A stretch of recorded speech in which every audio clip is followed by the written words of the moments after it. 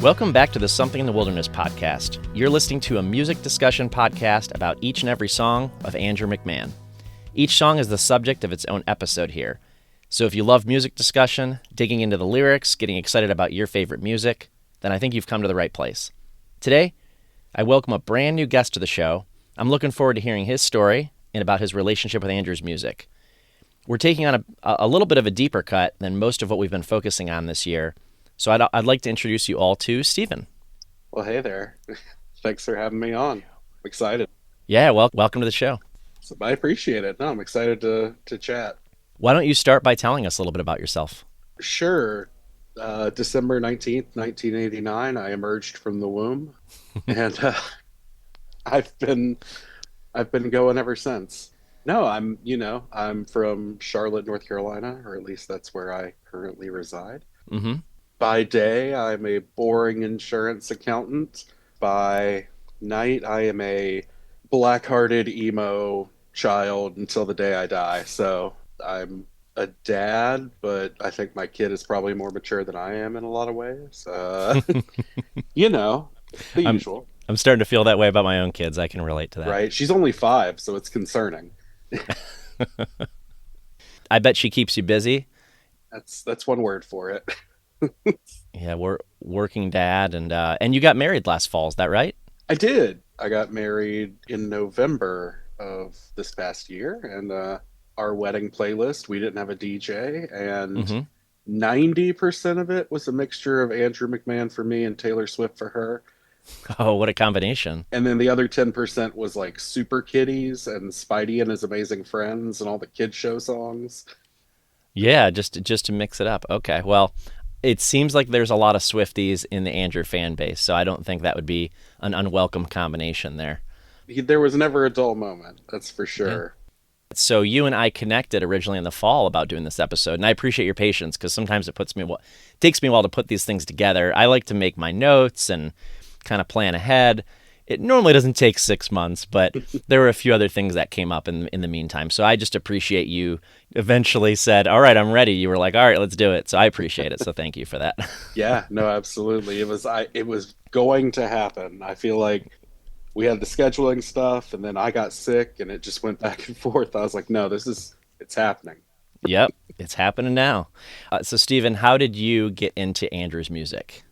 I feel like I should have some amazing story about how it started, but I don't. I can't remember a time in my pop punk emo music, that Hmm. whole stage. I can't remember a time where I didn't know something that Andrew was doing. Something corporate was early high school for me. And then Jax was like mid high school to late. I can't really remember. I think obviously what some of the hits I knew Hurricane and Punk Rock Princess. Do you know if you were hearing that stuff on the radio? I'm curious about that because I don't remember hearing SoCo on the radio. So I don't think I heard it on the radio. I was fortunate enough to be one of those cool kids of that era where people would just hand us CDs that had God knows what on it. Uh-huh. And we would just listen to it and I like this song, I like that song. And it was early enough in the days of the internet that we could usually find what the song was What it online. was?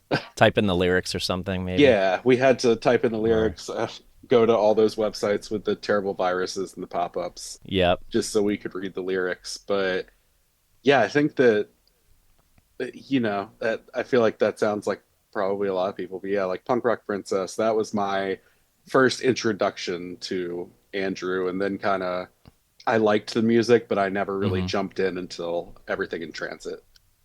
Interestingly, I came across some mix CDs I made in the winter of 2001, right before Christmas that year. I know I can kind of draw a line in the sand in my life right before I knew who Something Corporate was because I made all these mix CDs and Hmm. there's not one SoCo song to be found on these CDs because I didn't know who they were for like 8 more months. And it's just so weird seeing all these mix CDs with zero Andrew McMahon in it. It was like pre Andrew McMahon in my life. What was I listening to? Of course, like Jimmy Eat World, Saves the Day, The Promise Ring, but also like kind of leftovers from the grunge era, if you will, Hmm. or post grunge era. So a lot of that. So I don't necessarily have the deepest connection with the song we're talking about today. So I was really interested when you chatted me back in the fall and you were like, this is the song. This is the song we're going to talk about, that I want to talk about. And I was like, perfect. Because I'm always looking for somebody who has a connection with songs that maybe I don't have as much of a connection with, to kind of, Mhm. I don't know if teach me about it is the right way to put it, but more like just kind of like share their passion for it. And maybe that'll spill into me, and like then I'll more understand what it's all about. So I have talked about this album on the show many times, People and Things, that this song comes from. Back in 2011, I burned a CD of all the tracks off of iTunes for People and Things, and like the bonus tracks. So I had that CD in my car for months, and probably years actually, until I didn't have a CD player anymore. Right. I just moved to a new city, had a new baby, took a newer job that was about a 45-minute commute one way. So it was like 90 minutes round trip every single day. So a lot of time to listen to People and Things in my car. Let's dive into the song. So we're going to talk about Platform Fire off of People and Things. It's track 8, and the album was released October 4th, 2011. And looking at the track list, this is something I've talked about before in this podcast, but just so you know, Steven, there's a weird thing with this album. I feel like I always played it from track 1, or almost always, and it would play through, and I knew the first 7 songs. I had to look at the track list to be sure. I knew the first 7 songs very well, but this was track 8. And for some reason that I have mentioned, and I'll get into a little bit, there are reasons, I guess, that I didn't connect or know the last few tracks very well. So I look at this track list and I'm like, 1 through 7, yes, I know every song very well. I will tell you, sneak preview, I read the lyrics of Platform Fire on paper before this episode, and I'm like, I didn't even know some of these lyrics. This is crazy that an Andrew song has been out for 14 years, part of an album I've listened to, I think, a lot, yet I'm not as familiar with this song. So, again, really looking forward to talking to you about it. In fact, something I love about this show is that talking about each of these songs allows me to find a deeper relationship with each of the individual songs, rather than just like tracks at the end of an album, for example. Hmm. And no pressure, but usually it's the guest that really helps make that happen. So I'm going to start by asking, what makes this song special? Why was it that when we talked about doing this show together, you were like, that's the song? How into it do you want to get now? And However you want to approach it. It sounds like there's a story here. yeah, there is. In 2011, fall of 2011, I was just starting my senior year of college, and Okay. I was in school, Appalachian State, go Mountaineers, and Boone is a frigid, cold place. Mm-hmm. And I remember walking around listening to this album a lot. And I was not in a good space in my life. Okay. A lot of different things going on, spare the details, but I had gone into a pretty dark depression, struggled with mental illness most of my life. Mm-hmm. I am a survivor of multiple suicide attempts. So I, was not in a good space at that point in my life. And Okay. I remember this album, when it came out, became instantly just one of my favorites. Mm-hmm. I always tell people 3 albums. You've got Everything in Transit is like the quintessential pop punk album. Mm-hmm. Glass Passenger is probably the best album, and People and Things is my favorite album. I think they each hold their own special place for me. Of like, this is obviously Everything in Transit. It's Everything in Transit. Every song's a Yeah. banger. It's its own But thing. yeah, but that was kind of how I was like lyrically. I think the second one, but I resonate most with the third one. Okay. And so that album, when it came out, really hit pretty hard for me. It was good, and a lot of the words kind of resonated with how I was feeling at the time, and just different stuff in my personal life that was going on. And I had kind of reached a very dark point, Mm-hmm. and I had decided to end my life. And so on the day that I know that sounds very dark, but it's true. I marked my Mm-hmm. calendar. And Okay. on the day that I had decided that was it, I decided, you know what, it's my last day. I'm just gonna do a few things I know I enjoy. Okay. And so listening to People and Things was on that list. And so I was listening to it. This song never really stuck out necessarily. And as I'm listening to it, I don't know. I'm walking around my campus. It's, 20 degrees outside. I'm bundled Hmm. up. It's cold, it's dark. And by the time I got to Platform Fire, which when we talk about lyrics we can get into, I've been a performer for most of my life. And Hmm. so a lot of the lyrics really resonate hard with me. And I just broke down. I mean, that song hit in a way that it had not hit before. And I credit that song with my still being here Wow. because it shook something in me that woke me up a little bit to it's a road unfortunately we've been down, but it's not a road we Hmm. want to be going down again. So that was the first time this song hit you that way, though. Yeah, I was always like, oh, it's cool. you know, Yeah. um, I probably would have said my favorite song on that album up till then was Amelia Jean, probably. Hmm. That was the song that stuck out on the album to me of like, oh yeah, this is great. Like, Interestingly, the song right before Platform Fire, if my memory serves. I think so. Yeah. Yeah. Yeah. So like I don't know. It's yeah, it never resonated with me Hmm. necessarily specifically, other than, oh, this is good. I like this. But it definitely did. And then, by Restless Dream, I was just a mess. I bet. Yeah, that the end of that album is pretty heavy lyrically, and the problem I think I've run into with the end of the album that I've mentioned here before is that there are what I perceive to be some like slower songs, whereas the beginning has more energy. Hmm.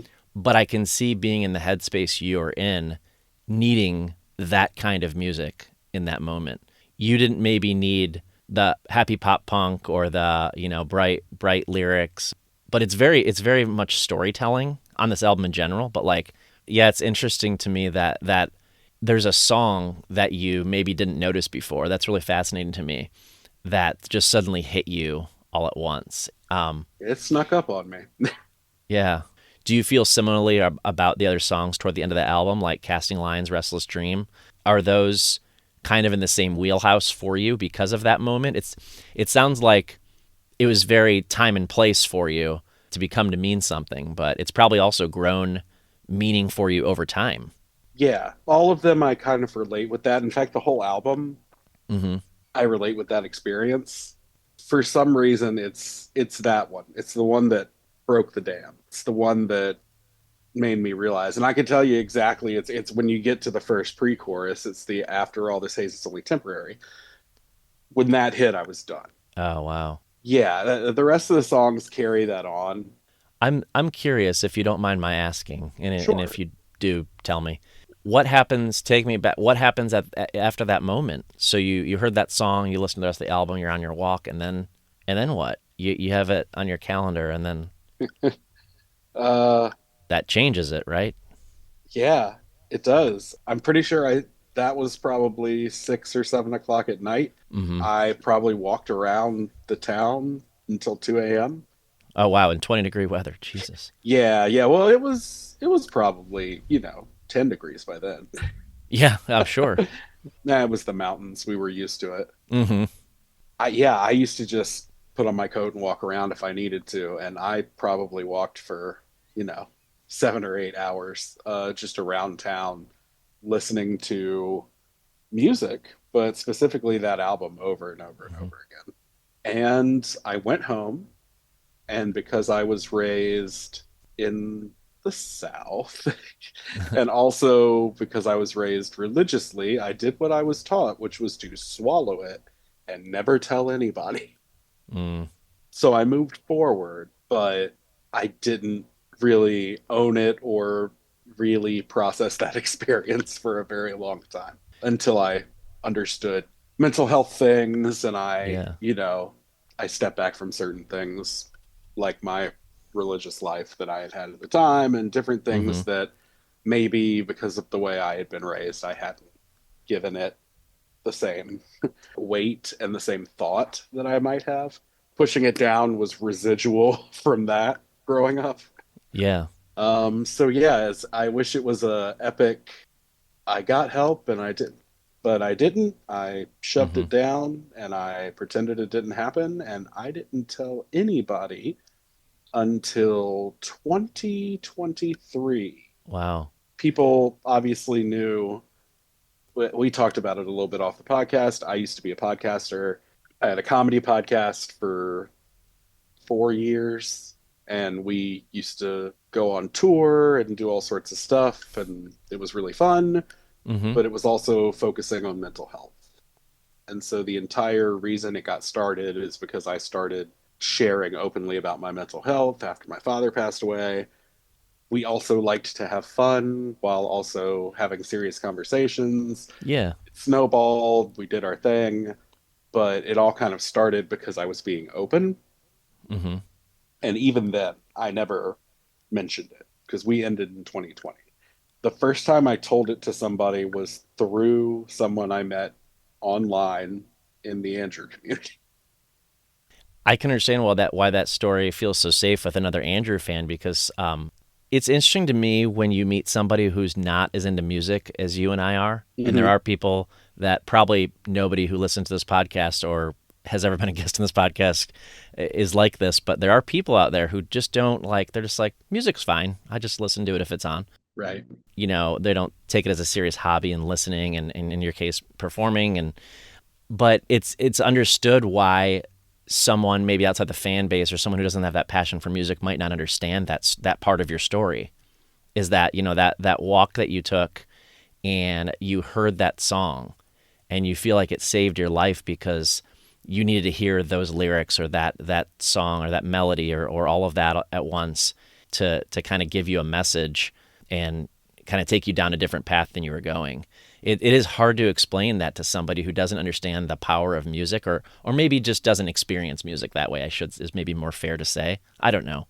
I'm sorry. So you told somebody in the fan base. Yeah, yeah. No, the story does have a happy ending. So if you remember the New Friends tour, I do. not that long ago, he held the karaoke contest. Yeah. I entered for Charlotte. I did not win. I got beat out by little girl. I'm still bitter. Yeah, actually, I'm the opposite of bitter. I've become kind of friends with her mom through the shows, and Yeah. she's my barricade buddy now. She's like Hmm. 12, and so she rocks the barricade with me at different shows. Right. I think I know who you're talking about because I watched all those performances Hmm. online. Like somebody, everybody recorded them, and then former guest of the podcast put those all together in a montage. And Hmm. I know who you're talking about. Yeah, she was good. Yeah, no, and she's the sweetest kid. Hmm. So I like to joke that I was frustrated, but honestly, I'm Yeah. like the number one member of the Kaylee fan club. When she was going on stage, I gave her a pep talk. I don't know. The dad in me came out. Yeah, sure. But I entered that contest. I got some traction, I don't know, with people commenting and talking about it. And Hmm. somebody commented on it and was extremely kind. We got to talking, getting to know each other. They entered for a show out west and just back and forth. And Hmm. somehow it came up and we talked about it and I shared it and they were very open and receptive to it. And somehow they found out, because they know how important that album was, somehow they found out that there was an original pressing of it on sale at a local record shop here In Charlotte? in Charlotte. Okay. And they sent me money to purchase this original pressing. That original pressing is not cheap. Hmm. And they were, Yeah, I can imagine it's yeah, not. I've seen some prices of those. they were kind and they did that. And it was incredibly powerful. This person that I don't know. And I really did get to live that story full circle during that tour because that happened and I fell backwards into a VIP pass for that show. And I had been seeing Andrew and listening to Andrew, but I'd never actually gotten to, I could never afford to do a VIP or I Hmm. couldn't stand outside at the gate at the bus. Like I always had some reason I couldn't. meet him. Mm-hmm. When people in line started talking to me and found out about the story, because I decided I was just going to be open with it, Yeah. I brought that original pressing for him to sign. He wrote a little message on it. It's framed in my bedroom just as a reminder. Yeah, the whole thing came very full circle then, because it had been 12 years at that point of trying to be able to tell him thank you. And I finally got to do that. I always said there were three things I wanted to do. I wanted to shake his hand and tell him thank you. I wanted to get him to write out a tattoo in his handwriting and sign it for me. And I wanted to be front and center at a show because I had never managed to get front and center. And all three of those happened that night. And All in one night. all in one That's night. And he came down. The people so around me cool. knew what was going on. He recognized me from the karaoke contest. And Mm-hmm. then he came down. I thought we had just met at the VIP because you know, he was Andrew McMahon to me. And Right. he came down, stepped over the barricade into the crowd during Hurricane, as he is wont Uh-huh. to do. And he stepped over right where I was, and he grabbed me by the back of my neck. And he said, "Okay, Steven, you ready?" And I'm like, "The dude remembered my name?" And we sang like a whole verse of Hurricane together. Oh, that's so cool. Then he ran off to continue being Andrew. Yeah. Um, Doing Andrew things. Yeah. and the person behind me, who I didn't know this person, was like motioning to me to give them my number. They took these really beautiful pictures, and like it all kind of fell into place in one night. It was a really wild experience. The next day I went and I got my 1111 tattoo that I had wanted, and I also got my. I'm showing like the internet can hear.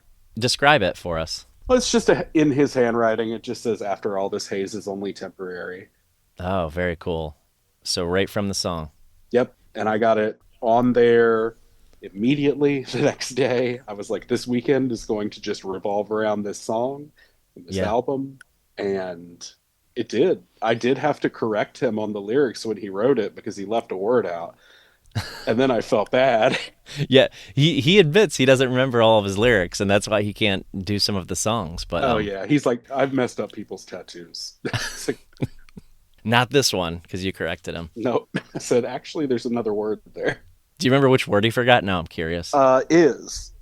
Okay. He wrote, after After all, all the this haze haze. only temporary. Yeah, understandable. Yeah, of Understandable. course. You know, I'm not going to hold it against him. Right. That is a really cool full circle story in that you had such a dark moment and then you had this kind of this change of heart or changing of your path based on experience you had in a quick moment of that lyric of that song. And then what an unimaginable feat that 12 years later in 2023 now, from a fan perspective or simply or specifically as a fan, kind of live the dream, if you will. Right.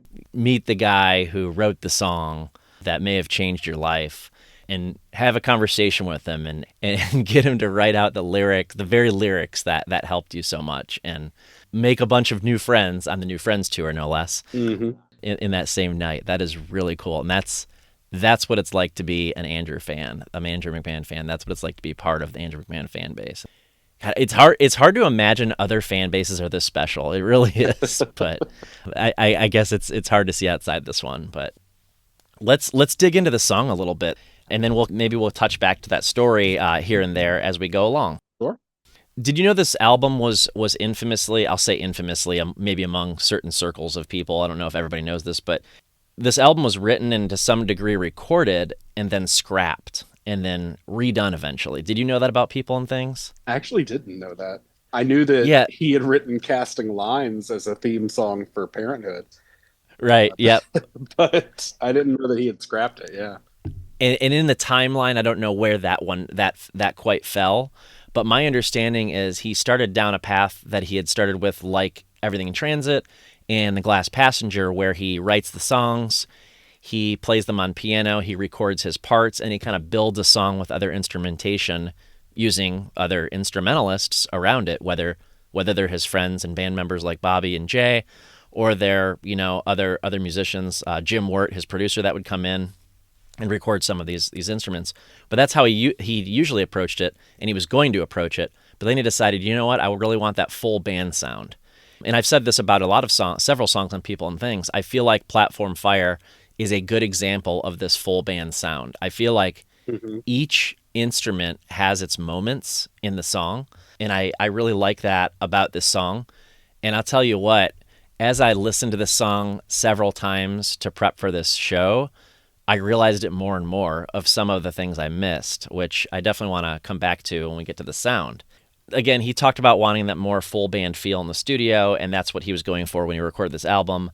The album was recorded between November 2010 and January 11, and the instrumentalists on the song, besides Andrew on piano and vocals, is Bobby Anderson and Tim Pierce on guitars, Jim Wirt on the bass, Jay McMillan on the drums, Patrick Warren on keyboards and arrangement. And again, interestingly, I can hear all of those instruments that I mentioned. Producers were Jim Scott, Rob Cavallo, Andrew McMahon, and it was co-produced by Bobby Anderson and Jay McMillan of Jack's Mannequin. Let's talk about the live show, though. So you've touched on some live experiences. I found it not surprising. Jack's Mannequin's only ever played this song, Platform Fire, 19 times in concert. Does that number surprise you? No, honestly, I'm a little surprised it's that many. Yeah, you're right. I'm more surprised by that. Yeah, I know it's kind of a deeper cut. Mm-hmm. Yeah, I'm surprised. I mean, I'd imagine it was during that tour. It had to be, really. Almost had to be. It had to be the People and Things tour, because then they ended a year later, and they've only played very brief tours since then, like the 10 years in transit, 15 years in transit drive-ins, Hmm. and then the couple of shows recently.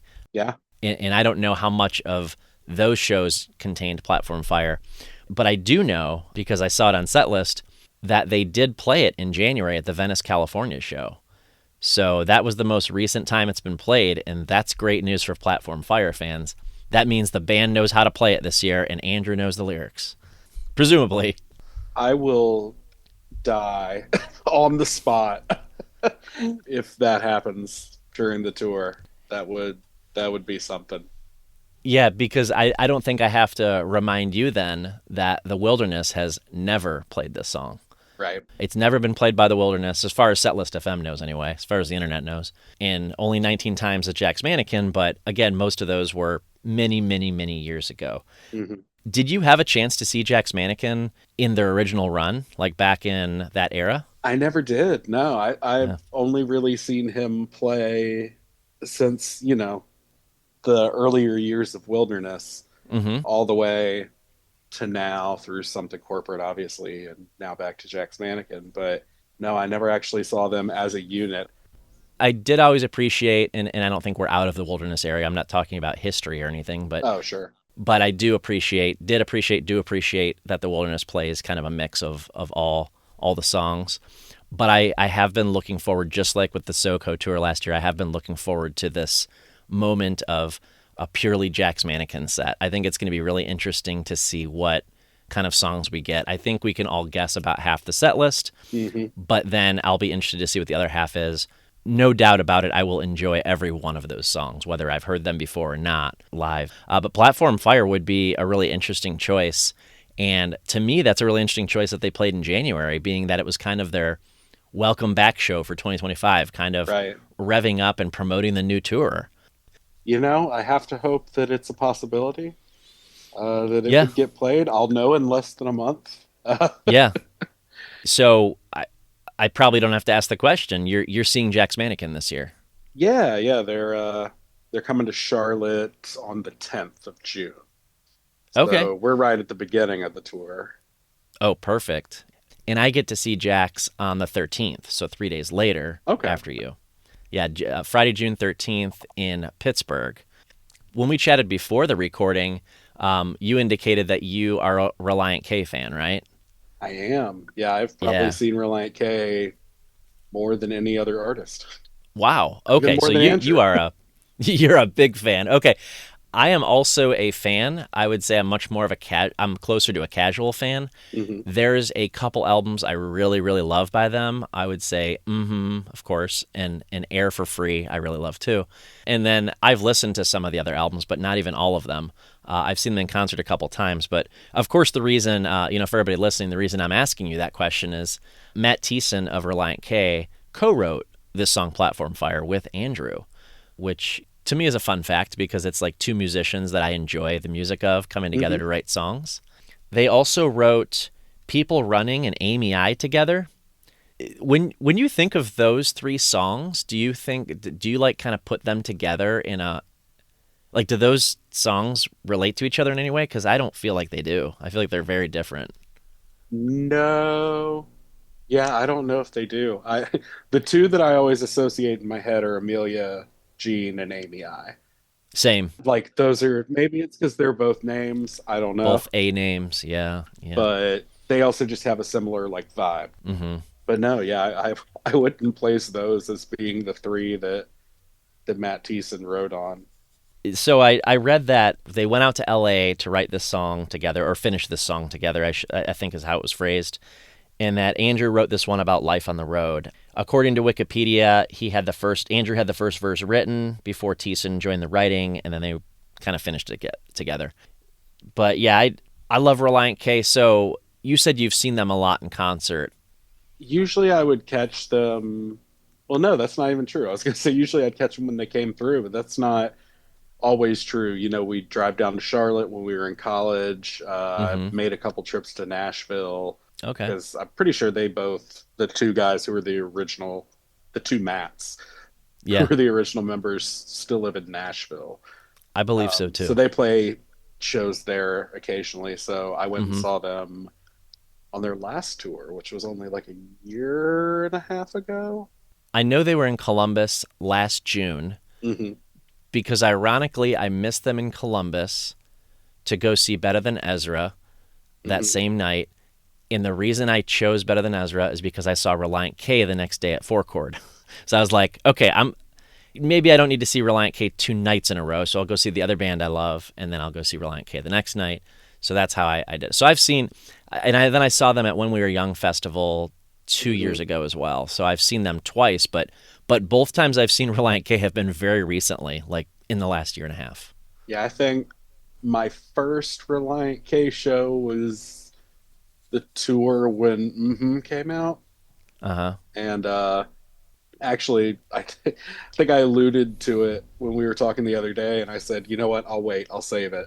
Matt Thiessen saved my life, and not emotionally like Andrew did. He physically saved my life. Oh yeah, how'd that work? So we went to see a show at Uh huh. Amos's South End in Charlotte. Shout out to that great venue.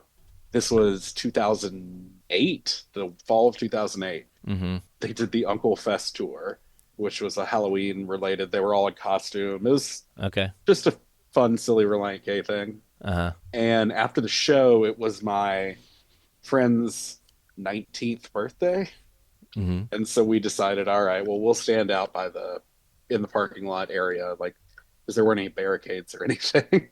Mm-hmm. We're like, we'll just stand out there and talk, see if we can like get them to take pictures and stuff. Yeah. And nobody else was there. So it was kind of nice. They just kind of came out and hung out for like an Yeah. hour because we ended up like sitting around in the parking lot and Mm-hmm. just kind of shooting the breeze. But we took pictures, we had conversations, and I remember I was like excited and I stepped back into the street in front of a car Oh shoot. that was coming down Trade Street or whatever in Charlotte, just shoot. And Yeah. he like bear hugged me and like pulled me back out of the street, out of the path of this car. Then he just kind of hugged me and was like, I'll never let go. And I was like, oh, okay. Yeah. So he pulled me from in front of a car going like 40 miles an hour. Jeez. That I wasn't even thinking. I just stepped right back into the road. So Wow. I credit him with saving my life. It may not have saved my life, but he saved me a lot of pain. Sure close, if he didn't. I mean, shout out to Matt Thiessen Yeah, being just, I'm sure there if in the you told moment him for you. that, he would not, he would be like, I don't know what you're talking about. Right, but you remember it, and probably some other people around are like, "Oh my God, I can't believe what I nearly witnessed." That's very cool. That's a good story. I love that. I'll just say a little bit more about the songwriting, but I have no good transition, so I'm just gonna move forward. Sorry. No, no need. Andrew did say that this was the first time when he wrote the song. This was the first time in one of his songs that he really focused in on writing a song about the subject of touring.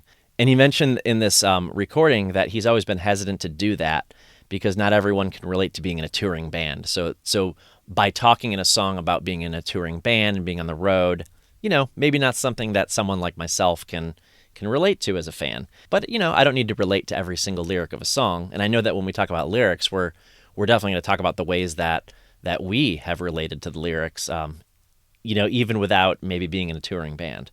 That's how he was feeling at the time. He felt like it was a pretty unique way of life of living out on the road for months and months at a time out of the year, and he thought it was worth exploring those feelings. He also compared these songs' themes to Hey, Hey, Hey, We're All Gonna Die, because that's kind of about being on the road as well, Hmm. and the people you meet along the way. The most interesting thing I heard Andrew say about this song in this recording, so those of you who don't know, there is recordings on Spotify, and you can find them on YouTube, and I'll link this video, called Introducing People and Things, and it's Andrew talking about each track. So some of this information I just mentioned, I'm pulling right from that. The most interesting thing he said in that recording to me was that he mentioned this song that didn't make the album. He talked about a song called Starting a Rock Band. I've never heard anything about this song anywhere else called Starting a Rock Band, but it does make me think about the whole theme of teenage rock stars from Mm, the Upside Down Flowers album. So it makes me yeah. wonder if that was like a retooled version of Starting a Rock Band from several years prior. But Hmm. just a thought. So this is going to pertain a little bit to a lyric in the song, this next question, but have you ever seen the movie Man on Wire? It's a documentary. I have. Have you? Yeah, I Okay. remember watching it in college, actually. I don't think I ever associated it with the song until later when I found out more about the song and Andrew and all that. So I just recently watched that movie. I was curious about it, and it sounded like an interesting topic. So I did watch it. Honestly, I didn't love the movie. I thought it was, maybe somewhat interesting, but honestly, the main reason I watched it because I was curious about what in that movie inspired Andrew within the lyrics to the song. But he said that the theme of that movie inspired his songwriting. Mhm. And for those who don't know, the film is a documentary about a man in the 1970s who walked a tightrope between the two towers of the Twin Towers in New York City, the World Trade Center.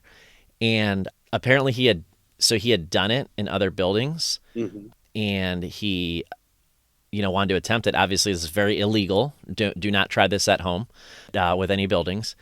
But he was a professional, and he'd been training for years, and he knew what he was doing, and he did it, and he got the attention of a lot of people, obviously, and they filmed it, and this is the 1970s. So also fascinating that they have this footage from the 70s. Obviously, I know they had cameras back then, but there's not like a whole lot of that sort of thing that exists, like public stunts and things, I guess. Yeah. So it's not like today, like everything's recorded for the potential for viral videos. That was not a thing 40 years ago, 50 years ago, actually 50 years ago now. But the film was made in 2008, I think, or came out in 2008 anyway. Mhm. And so apparently some of the lyrics inspired Andrew. And what he said about it was that he could relate to the guy walking the tightrope, just kind of being a performer for a living and everybody kind of looking up at him and wondering why he did what he did.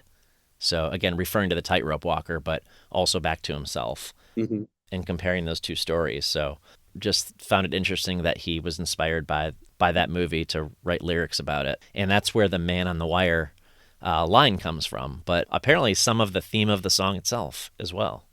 Let's talk about the sound of the song. In telling your story, when you hear this song now in 2025, does it trigger some specific emotions from that moment or prior to that moment or anything like that? Like what is this song? What is the sound of it for you now? Think I've just heard it so many times Mm-hmm. and had that context to it Yeah. that I don't know, it doesn't really take me back there anymore Mm-hmm. as much as it when I hear it, it's calming to me. I almost get the feeling from it, even though the lyrics are completely different. I almost get the feeling from it that I feel like a lot of people get from Swim, Mm-hmm. where it's that feeling of just like perseverance, that feeling of continuing on and trying to push through things. Not necessarily what he was writing it about, but Yeah. I think that song may mean something to one person, something to another. That's why it's art. Right. Yeah, when I hear it now, it's almost an encouraging song. Whereas at different times in my life, it necessarily or hasn't necessarily been that. Yeah. It certainly does have this inspirational sound to it. Hmm. This kind of this uplifting inspirational. So I completely get why you would associate a positive feeling with it. It's really cool that it's also soothing to you. Like it's a calming, soothing kind of thing that happens when you hear this song. Prior to recently, I would have called it a late album ballad. I don't know this is a ballad. I don't know where I thought that originally from. I don't really think it is.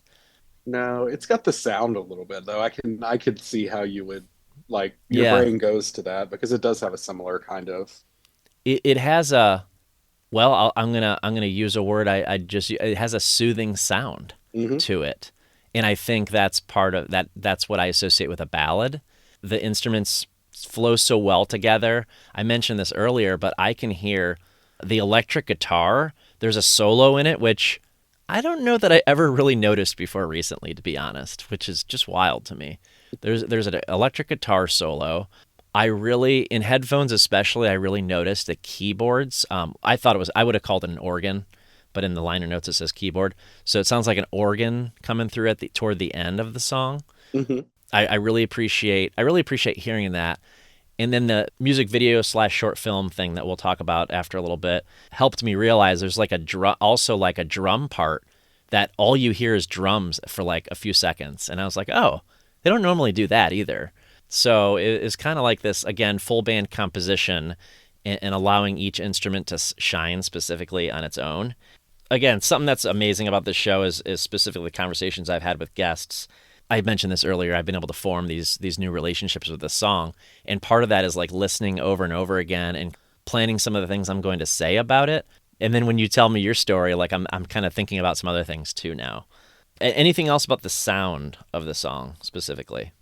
Not necessarily. I mean, the only thing I was thinking about is the thing that does stick out the most to me instrumentally is the drums, which I'm not a person that the drums really usually call out to. Sure. This album as a whole, the drums are really noticeable for me. I don't know why. From the second you get those drums at the beginning of People Running to the kind of like little drum run, and Uh that's huh. kind of what they do in Platform Fire. There's that moment where the music drops out and you get that da, da, da, da, da, da, Yep. like, and it's just there's something about the sound of the drums on that song. They're sharp.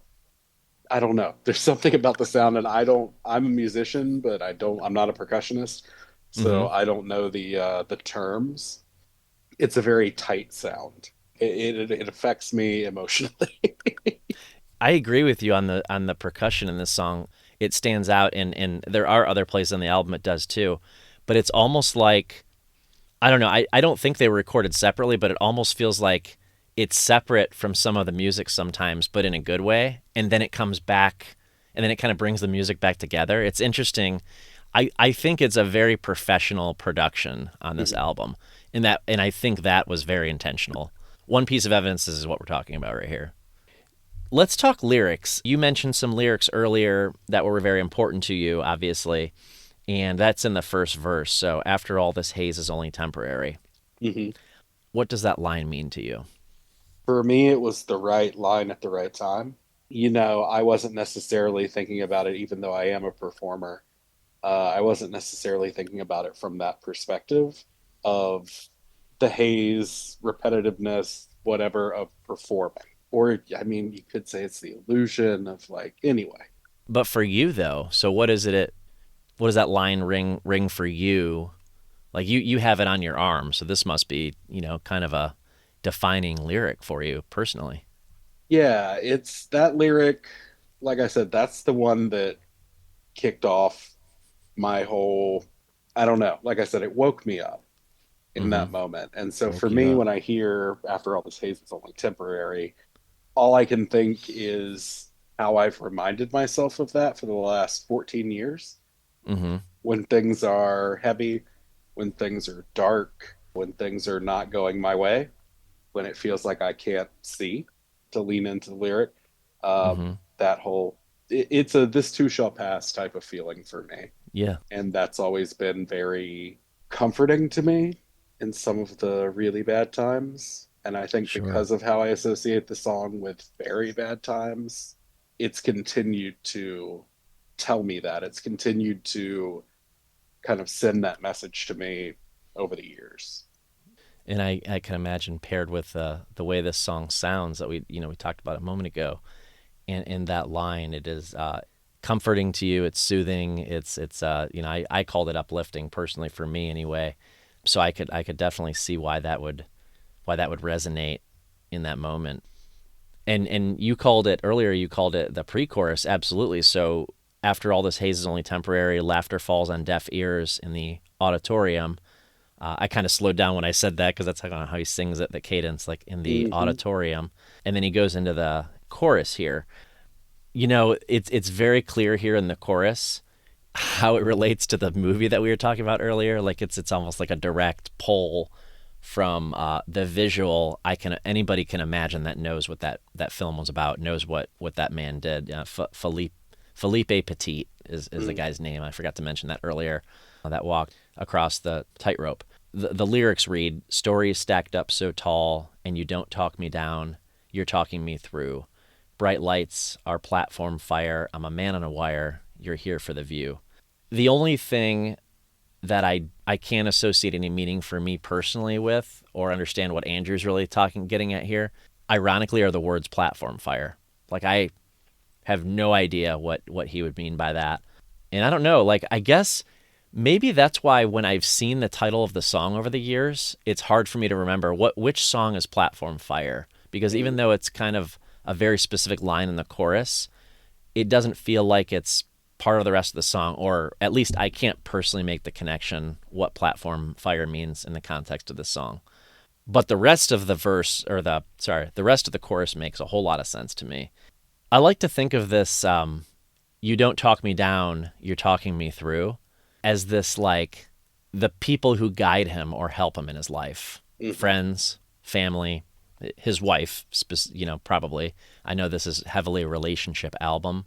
I don't know if this is what he meant, but this is the meaning I took from it with these specific lines. I really love that line, "And you don't talk me down, you're talking me through," as in, what I'm about to do is crazy. The things I do are just insane, and I have these crazy ideas, and I go and you don't try to talk me out of it, but you're there for me while I'm doing these things. That's kind of the meaning I garner from that. And I really like that from a relationship standpoint. But I know he said it's about touring, and maybe he's talking about the fans. Maybe it's not about his wife, Kelly, at all.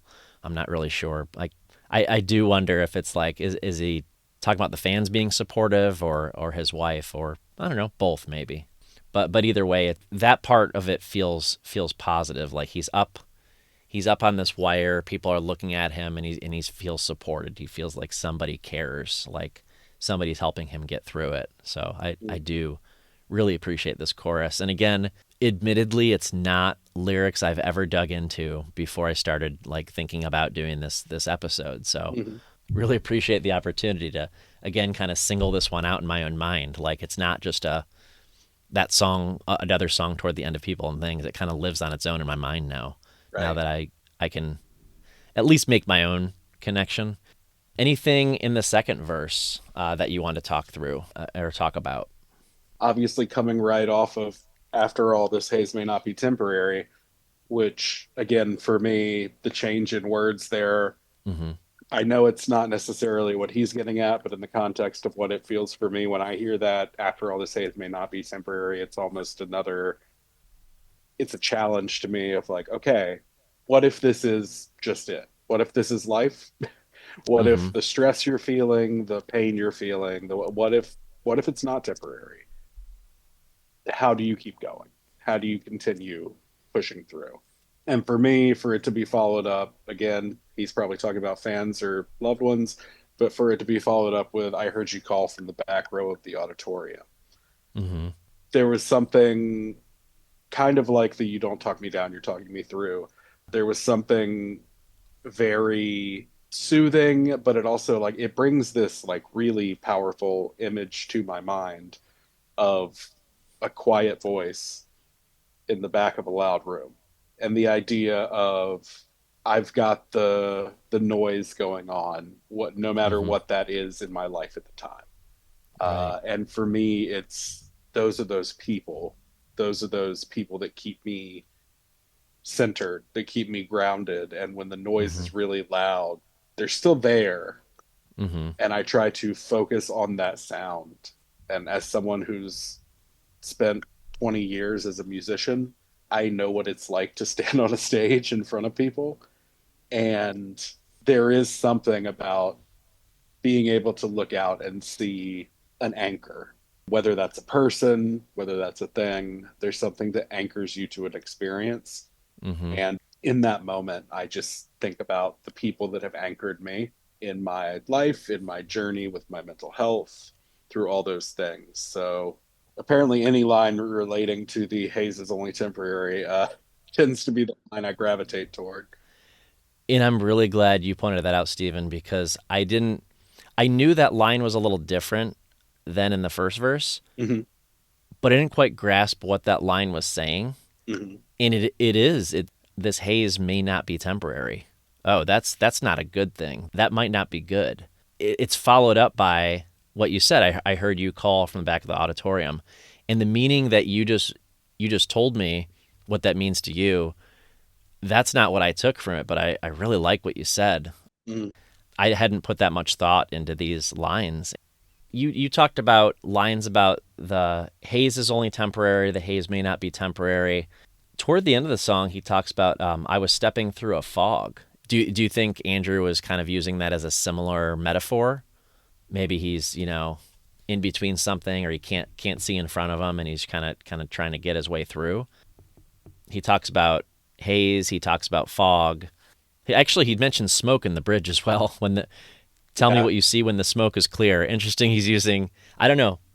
Is he saying some of the same things but in different ways? I don't know. I mean, I think so.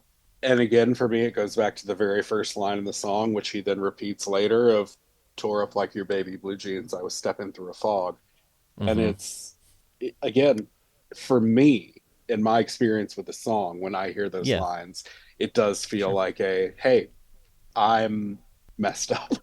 Mm-hmm. When I hear it, I'm like, maybe I'm having a hard time. I am walking through something that is not pleasant, that is not fun to walk through. And I am continuing to walk in something that is not easy. Mm-hmm. And am I still going to be standing at the end of it? Which is what I Mm-hmm. pull from the bridge of tell me what you see when you see me there, tell me what you see when the smoke is clear, of like Mm-hmm. I try to envision it from the perspective of those people in my life. If I'm going through this haze, if I'm walking through a fog, Oh, I see. what do they see? Mm-hmm. And when the smoke is clear, what do they see? Who do they see coming out on the other side? Mm-hmm. Because sometimes that is a good thing, and then other Yeah. times that's not a good thing. Right. The me that came out of my attempts on my life versus the me that came out of my father's death versus the me that came out of my divorce, all very different me's coming out Mm-hmm. of different traumas. Some for the Yeah. better, some not so much. Yeah. For me, it's that line of being stuck in that place, being there, but at the end of the day, what happens when it's gone? Mm-hmm. And who's left standing with you? And that may sound convoluted. I don't know. That's just me talking straight off the cuff about how those lines kind of have hit me over the years. Yeah. No, I think you've helped me understand that this song is a lot about the people who are there to support you Hmm. and how important that is they're there to see you through it, and hopefully there for you on the other side of what you called that trauma. Hmm. Not everybody has that. Not everybody gets that. Not everybody has those important relationships. And whether we're talking about Andrew's fans, Andrew's wife, or we're talking about our own selves, our personal relationships with our family member, our direct family members, our children, our wives, people who support us, who are there for us, our reasons, our reasons for for doing what we do. And that that may include our friendships, whether they're friendships we've made through the fan base, but also those friendships we've had from other facets of our own lives. That's what I'm hearing is it's a theme of the importance of relationships and helping pull us through, out of the haze, out of the fog, out of the smoke, if you will, seeing us through it. That's what it's always kind of carried for me. Do you have a favorite? I think you do. I think the answer is yes. You have a favorite line of the song. Yeah. Yeah. So I point. What a silly question at this point. Like, what's your favorite line of the song? My favorite line is actually "Bright lights our platform fire." Yeah, I have a new favorite line. So I'm getting that tattooed next week. Yeah, exactly. So It changes. going along with the theme I mentioned, that talking me down, talking me through is to me the most important line. Admittedly, I only noticed that line once I started researching for the song. I should do that more often, even non-Andrew songs. I should go back to reading lyrics. I used to do that when I was younger. I used to, open the liner notes or look them up online or whatever and like look at what the lyrics are. I Hmm. don't know where along the way I stopped doing that. And now for this podcast, I've decided for some of these things to wait until I actually do the song to like deep dive it, right? And so, but sometimes these things come out. Did you get a chance to watch the short film for this song? I did. I watched it through. Yeah. I don't know. I don't have too much to say about it, but I just want to say that for those that don't know, they made a short film for every song on the Proper People and Things album. It does make me wonder, like, were these short films that were already made and then Andrew saw, or they were kind of like given to Andrew and he picked the ones he liked for the songs, or add it to my ongoing list of questions for Andrew. Like, how did that project come together? Was it the songs first and then they inspired these videos, or was it the videos that he put with the songs or somebody did? So, but the video was directed by Alice Glenn and Eugenia Lim from Melbourne, Australia. And they showcased all these films at a special screening in New York City in 2011. I assume with the album's music accompanying it, but I don't know that for sure. But I didn't learn that until this week. So I've again been doing this podcast for years, and I've done several songs off of this album, and I've talked about these videos, and I never knew that they had this like film festival type of thing back in 2011. Did you notice, by the way, in the very first scene, what was odd about the person driving? Like, I couldn't not focus on that. No, I can't say I did. It had to be in another country because they were driving on Wrong. the Yeah. wrong side of the road. And for some reason, I saw that at the very beginning, and I'm like, well, wait. So like the whole video, I was trying to figure out where this was, and I don't know why. It's like, well, I'm not going to recognize it, so like, why does it matter where it is? But the people are from Australia, so probably Australia. But I didn't know that until I found that information. Some kind of general notes, like there's some extreme close-ups of faces. There's some split screen action between a man and a woman, presumably thinking about each other while the Hmm. song's playing. I don't know. I think a lot of these videos to me don't really match the song that well, but some of them do. And this one I could see it. Like, it wouldn't be a stretch to call this a music video for the song. One of the images that I kept coming back to where I was like, okay, I can see how this would play. There's this split screen image of telephone wires and a typewriter, Hmm. and they keep popping up at the same time. Hmm. Again, totally just my brain reading into what I see in that. But Yeah. in my head, all I could think seeing that was something about songwriting and how songwriting also kind of rolls into touring, performing, that feeling of being watched, that feeling of being the man on the wire. So that's the only thing that really like I was like, oh, okay, I feel like that could work for that. Well, Steven, is People and Things, you said it's your favorite album, right? Glass Passenger's the best. Everything in Mhm. Transit's his own thing, and People and Things is your favorite album. That would that's how I sum it up for people usually. So you probably are of the mind, like a lot of fans in the fan base. I've heard this a lot that People and Things doesn't get enough love in the Andrew McMahon set lists. Absolutely. It doesn't, and I don't think, and I'll be honest, I don't think it gets enough love from anybody other than like some diehards. Uh huh. Because I feel like I've seen over the years, like so many people are like, but like really diehard Andrew McMahon fans are always like, no, that album's a masterpiece. Yeah, there seems to be a small but mighty contingent of fans that are really passionate about this album, and so you hear from them, and they're, like I said, they're mighty, they're loud. Then you go to Andrew McMahon concerts, and I was lucky to go to the 10 Years in Transit tour, Mhm. and it was actually in 2016, so technically we were 11 years in transit at the time, but that's okay.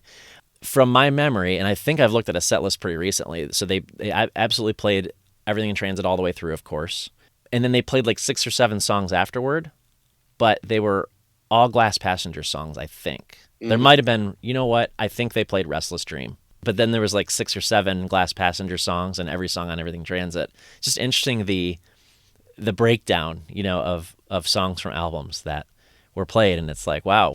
I do think, I don't want to get anybody's hopes up, but it's just an opinion. I do think we're going to see a mix on this tour.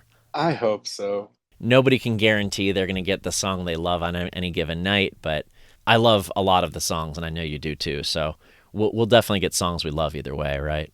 I'm hoping it's more than just television. I love television. It's an amazing song, Uh huh. but I feel like that's the one people gravitate toward on the album. And I'm like, man, I'm Yeah. hoping, I'm sure they'll play that because I feel like I've seen them play that before or him play it Mm at shows. hmm. Mm I'm hmm. like, I give me something else. Yeah. Give me, Give me some late album cuts. I Yeah. would love my Racing Thoughts, just that opening song. That and Release Me. I know they were the singles on that album. They seem like they'd make it makes no sense to me why those songs haven't been played regularly because they're excellent songs, but they'd be bangers in concert. Hmm. Actually, those are two of my top hopefuls on this tour. Like, I get to see a couple shows, and I'm hoping I see one or both of those at some point, but we'll see. I love Constantine deep down in my heart, like we all do. Uh, But I blacked out for most of it at the SoCo tour because right before he walked out and played Walking By, hmm. which I think he had only done once or twice on that tour. Yeah, I lost my mind, and Oh my gosh. I'm like, did he play Constantine after? Because I was so like blinded by the fact that I got to see Walking By. Walking By, yeah. Well, Stephen, any other final thoughts before we wrap up here? Just one thing based on our conversation that if you're okay, if I could speak directly to your listeners right now, Absolutely. know that I am just a person who has been through things. I am not in any way giving advice to anyone, nor am I a professional. And I encourage you, if you are experiencing a mental health crisis or are struggling and are having any sort of thoughts that are dark or heavy, even if you just need to talk, please reach out to the Suicide Prevention Lifeline. You can text, I believe it's 988, or you can call the number and somebody's there as a resource. They are not just there to talk you down, they're there to talk you through. Even if you just need to have a conversation, even if you're stressed at work and you're worried that that's affecting your mental health, they will just sit and listen to you talk about work and they will talk to you because at the end of the day, they just want to make sure that people are safe, people are healthy. And Hmm. so I would advise reach out to them if anything is going on. It's a great resource, one I've used before and one I wish I had known about a few times in my life. I really appreciate you saying that. Thanks for sharing that. I think everybody needs to hear it. Like you've experienced, and a lot of other people have experienced it. Sometimes it catches you off guard, and you don't know where to put that stuff. You don't know who to call, who to talk to. So I appreciate you saying that. Yeah, absolutely. I appreciate you allowing me to state that to everyone. Stephen, I can't thank you enough for being on the podcast and sharing your story. Aside from the, enjoying the conversation about the song, I think we covered some heavy topics, but some important ones here. Yeah, And I just appreciate you sharing your story because I know it's not always easy for people to come on and share that stuff publicly. But absolutely. No, and I appreciate that. well, I wish everybody a good night, and thank you so much for listening. Thank you, Stephen, for being on the show. And this is honestly, this is the quote I picked before I knew it was your tattoo. After all, this haze is only temporary.